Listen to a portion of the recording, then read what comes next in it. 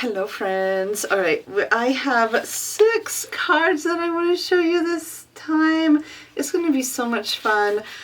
I enjoy making Valentine's Day cards for my friends and family, and the group has just exploded with a lot of fun cards on Valentine's Day, so I thought I would share mine and maybe give you some inspiration, and let's get started. These are some of the cards. I cannot wait, and they're all tailored to my friends and family that I love so dear. So come along with me. There's something for everyone here, and let's get started. Let's get our brushes all wet and juicy.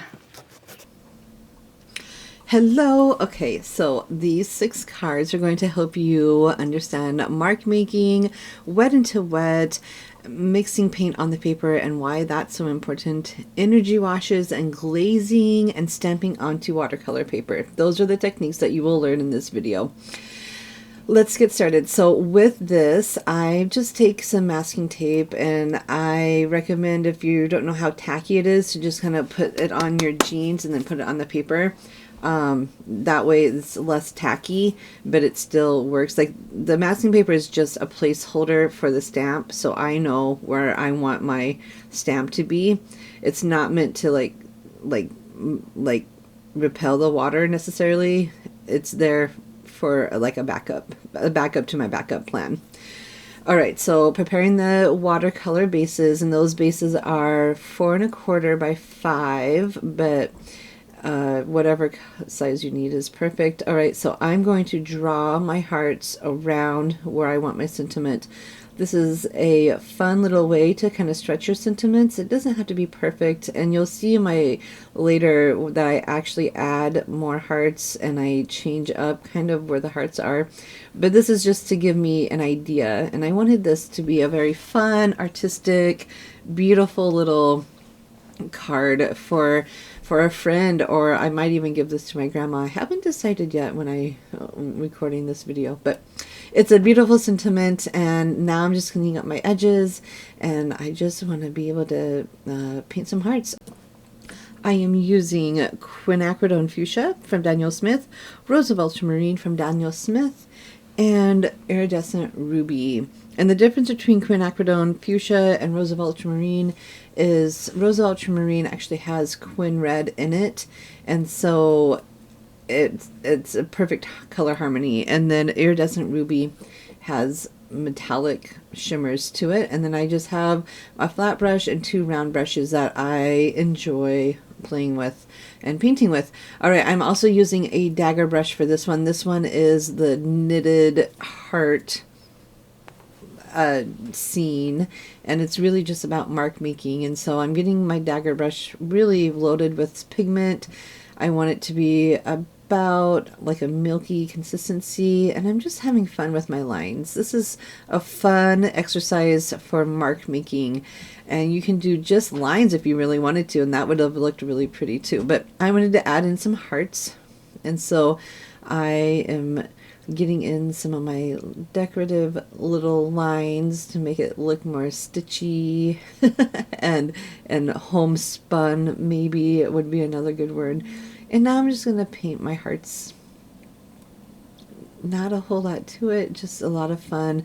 And I'm changing out my different colors, so I'm going to go in between the quinacridone fuchsia and rose of ultramarine to get a nice little subtle difference in pinks. And I love painting with pinks. All right, and then I like to fill in where I feel like a line or dashes need to be filled in. And this is a great way to just practice surface design. If you love surface patterns, fabric patterns, mark making is some of my favorite ways to just play with pattern. A couple of tips and tricks that I use is just be aware of your space. If you're new to brush handling, this is also a great way to kind of see how your brushes work. And why not make a card by just using brush marks and then sending it to a friend? You know, we often are too fickle with our art, and we don't share enough art. So this is a great practice that I have learned to just play with and then share it with a friend. So even if you don't love it, which I thought this came out pretty cute, and I loved the pigments that I used, you can still give it to a friend. That's why we have watercolor card groups, is to practice and then give that practice to friends.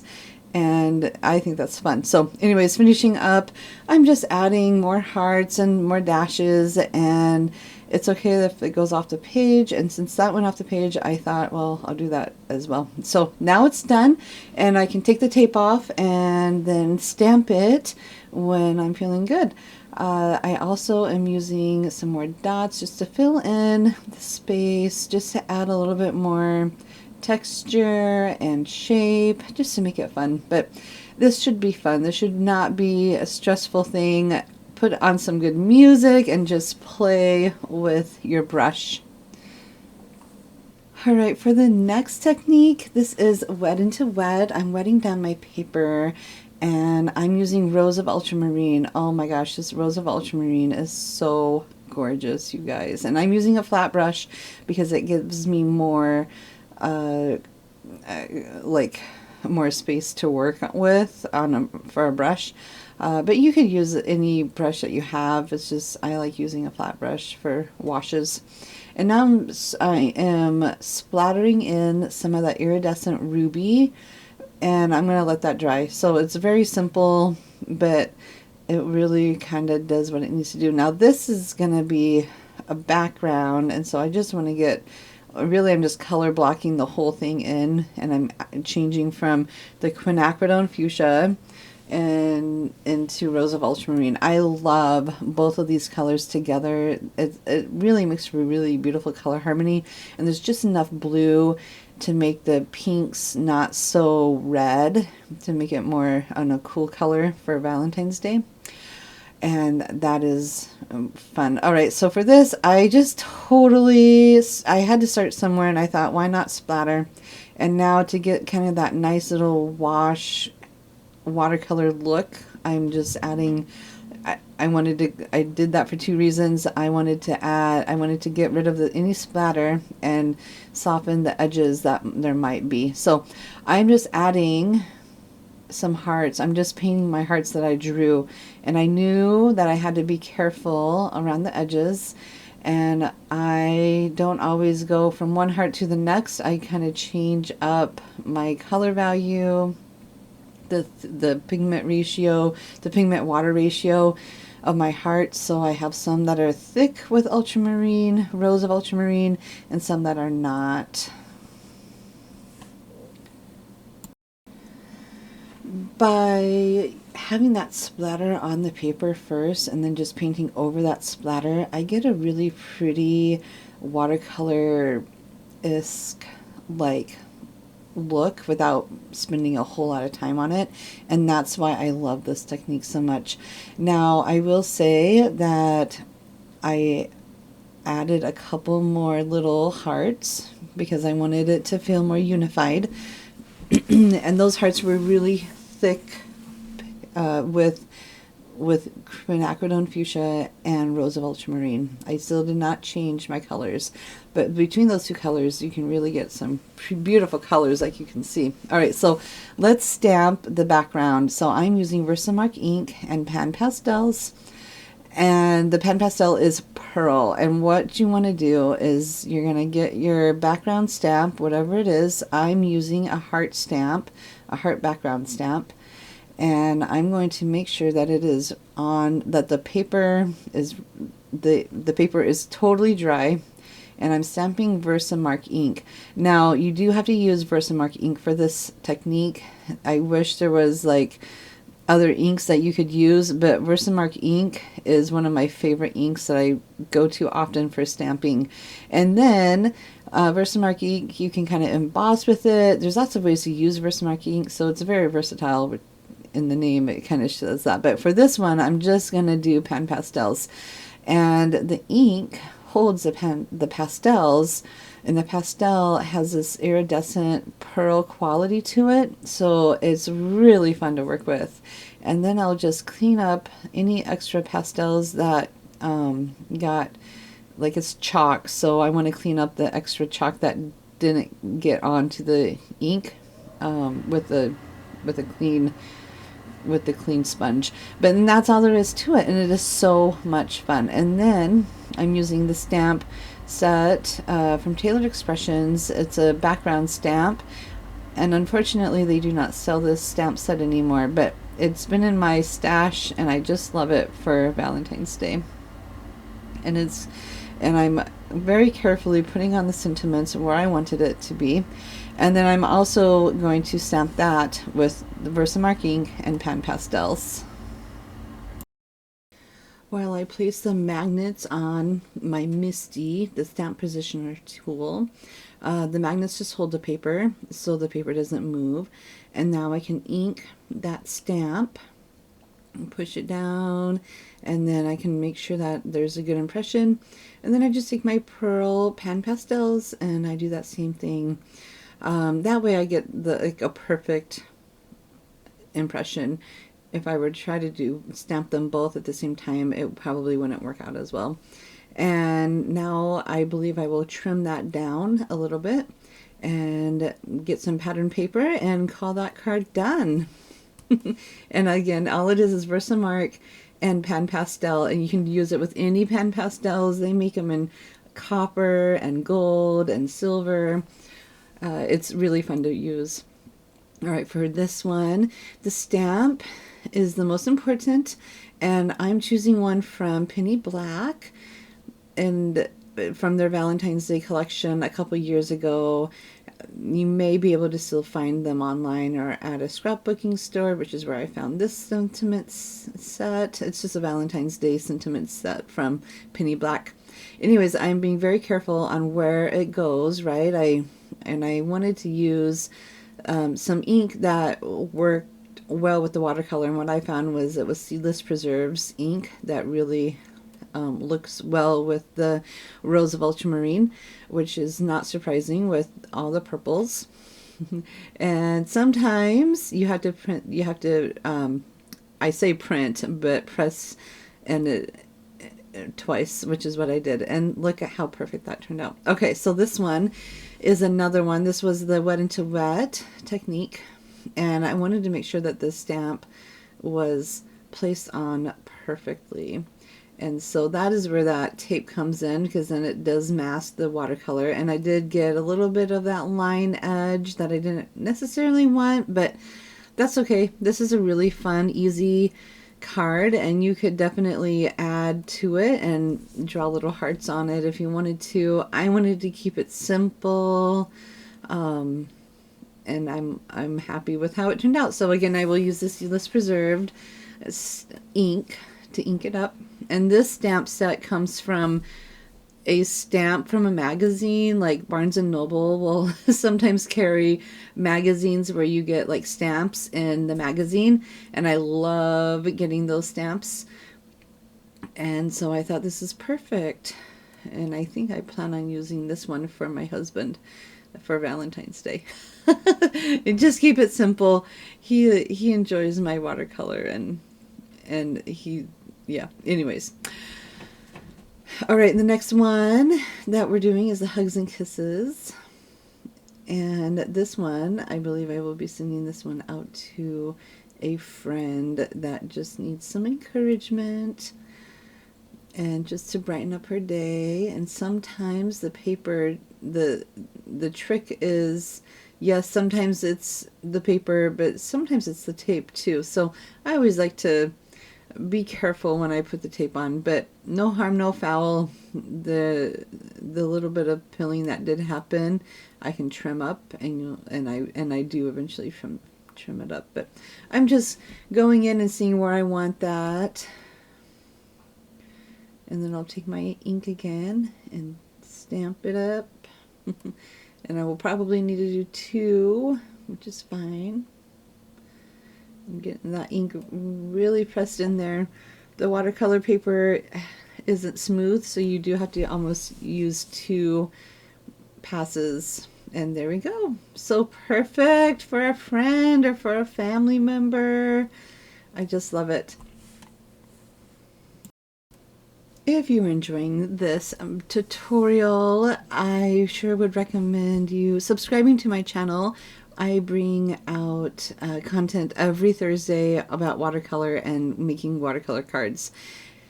This is a simple watercolor card with minimal coloring, but it packs a punch. So I'm making like this wet into wet, like cloudy galaxy sort of feel to it, and then I'll be coloring the dog and the balloons as well, and it's so fun. So what I'm doing is I'm taking my brush, and it's wet. It had some rows of ultramarine on it, and then I just actually put some ultramarine color into it. I'm just putting it on the paper, and I'm letting it flow and do its beautiful thing, and I'm getting even more in because I really, really want this to just shine. So as I continue adding water into the wet wash, I'm being careful to go around the balloons and around the dog. Negative painting is what we call that. But if I do get into the dog a little bit, I'm okay because I'm going to make the dog darker than the background. And so I can be a little bit generous, but I still want to be careful. And you'll see just my brush, like I'm wetting it, and then I can add in a little bit more pigment. Alright, moving on to the dog. I'm just adding some of this brown, I believe I'm using cocoa ink from Karine Markers. And I'm going to take my wet brush and I'm going to start painting in where I want the color to be. And so I'm just taking a little bit of that ink, and you can see it kind of swooshing around the paper. That's what I wanted. I wanted a very light wash to start with. I can always go darker, but I can't. Once I go dark, I can't lighten it up. So I'm just adding in a little bit of shading. This does take some time. It's such a fun process though, and it might look a little bit too much, but that's okay. My brush blends it in, and it does a great job of it. Alright, I'm going to again wet the whole body pretty much except for the heart, although I think eventually the heart gets kind of covered up and I just have to use some thicker pigment to make it work. But there's my beautiful wet portion of the dog, and I'm just going to add in where I think there needs to be color. I made a video of how I use Karine markers in my watercolor practice, and I will share a link to that. But really, I can use Karine markers just to add some little details in. I love Karine markers for watercolor, especially when I know I need a certain color. I always go to my Karine markers because it's easier to get those colors than sometimes in the tube. But watercolor markers definitely have a place for me in my heart. And then I can also just use the nib and use it as like a regular marker, which is what I'm doing right now. And then I can take a brush and kind of blend out the outline so it doesn't look so harsh. And you'll see me doing that as well. That's looking lovely. I'm adding more shape and more form to this cute little puppy dog, and how fun.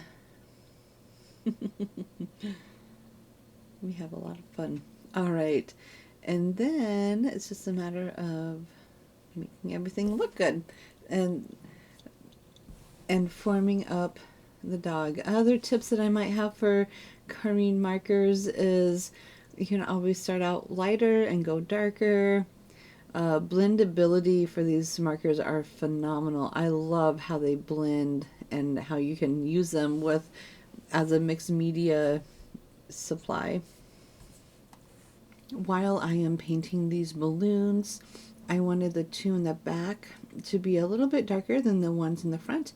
So I start with a full brush of pigment on my brush and get those two, and then I'll just add a little bit more of a lighter wash to the front balloon so it looks like there's more depth, and you'll see that in just a second. And that's how I get the balloon to look a little bit lighter than the other two. And then I just have to worry about the cute collar and the little heart on its little thigh area. So stinking cute.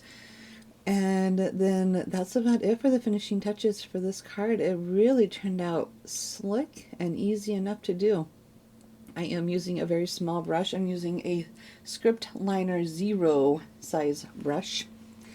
And there we go. There's that cute doggy card, and I think this would be a perfect Valentine's Day card for any friend or family that really loves dogs. Now, I wanted that heart balloon to be a little bit darker, so once it dried, I kind of got to see the value of where they were, and I figured, okay, it needs to be a little bit darker so I can really see that contrast, and now I can, and now it looks even more amazing than before.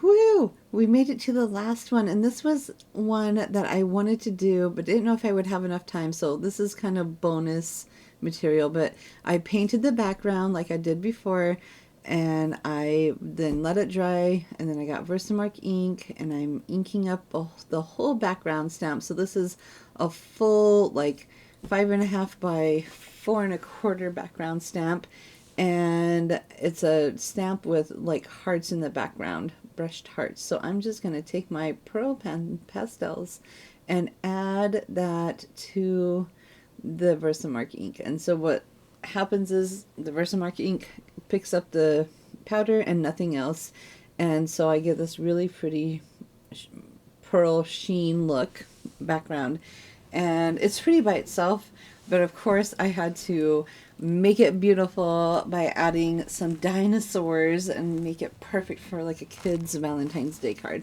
So there is that. So easy. So I used the Stamp Combo die kit from Tailored Expressions, the Dino Party kit. It's so much fun. And once I stamped stenciled, that's what I got. And alright, so to finish up these cards, I'm just going to glue the back of the card to the card base, and then get that going. Sometimes you have to fiddle faddle with my tape runner. I think that's par for the course. And then put it on the card base, which is super simple and easy. I have my bone floater too, and these are the finished cards.